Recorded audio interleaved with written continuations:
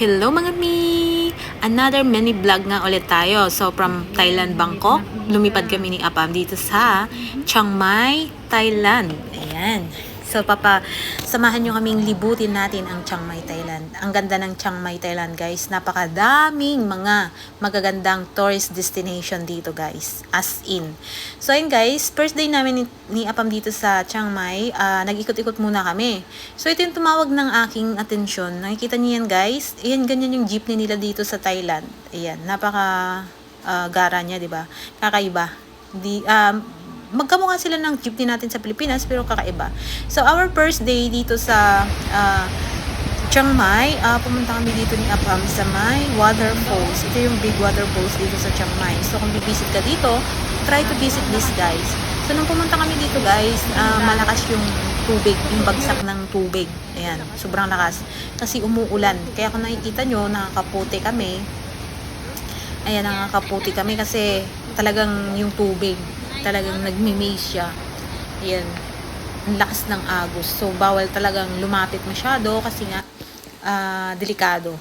So, ayan, second destination nga namin guys, dito sa location na to. Ewan ko, it's an old, place yata to. Basta yung mga puno dito guys is napaka-amazing. As in, sobrang amazing niya. Ayan. So, eto, may nakita kami ditong, ayan daw, pag hinawakan mo daw yan, magwi-wish ka, then matutupad. So, dalawa kami ni Apam. Ewan ko kung anong winish ni Apam. So, as you can see guys, yung mga puno dito, ayan siya. Tignan nyo, napaka-amazing talaga niya, as in. You know, maulan lang talaga kasi guys, kaya hindi ako nakapagpa-picture masyado. Pero yung mga puno talaga, sobrang napaka-amazing. My God. And then, ayan, ang third destination nga namin guys ay dito sa may Twin Temple. And dito naman guys is maraming mga flower garden naman to. Lahat ng kakaibang mga bulaklak nandito. So yung iba hindi ko na-take ng video kasi nga nakikita nyo maulan talaga. As in, sobrang maulan siya, pero napakaganda. Siguro kung pupunta ka dito, mga summer, yan, makakapag-picture taking ka talaga dito ng bonggang-bongga. Ayan. Tapos kung pupunta ka dito, dapat yung mga aurahan mo talaga namang pangmalakasan guys. Kasi dito, napakagandang mag-picture ng pangmalakasang mga outfit dito. Ayan, yung niya dito is para siyang landscape. Yung mga nakikita nating mga landscape sa mga mga picture frame, ganon. Para siyang ganon guys, napakaganda. So nakikita nyo kahit na umuulan, ayan, marami pa rin mga tourists yung pumunta. Ayan. And then from from Twin Temple, nagpunta naman kami dito sa village, old village ng mga Thailanders. Ayan. Nakikita nyo yung bahay nila, ang haba ng mga halige, kaya siguro hindi sila nababa, 'di ba? Tapos ayan ang Apam nyo. Then para sa Pilipinas may gripo tayo. Yung gripo naman nila dito di apak. Ayan, ganyan siya sinubukan ni Apam. Then may dinaanan pa kami ulit dito na waterfalls. Ayan. Mataas din na waterfalls to. Syempre kasama namin yung mga kasama namin sa tour. Ayan. Iba-ibang mga bansa yan. And then, andito yung second day namin ni Apam. So, ang first stop namin is ang hot spring. Ito guys, napakaswerte namin ng araw na to kasi walang ulan. Ayan, second day ng tour namin ni Apam to. Ayan, pwede ka magluto ng itlog. And then, second destination namin is ito, ang White Temple.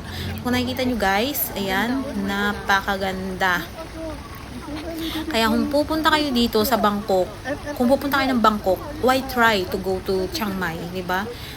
Instead of just Bangkok lang, Pattaya, ganun. Hindi kami nakapunta ni Apam sa Pattaya at saka sa Phuket Island.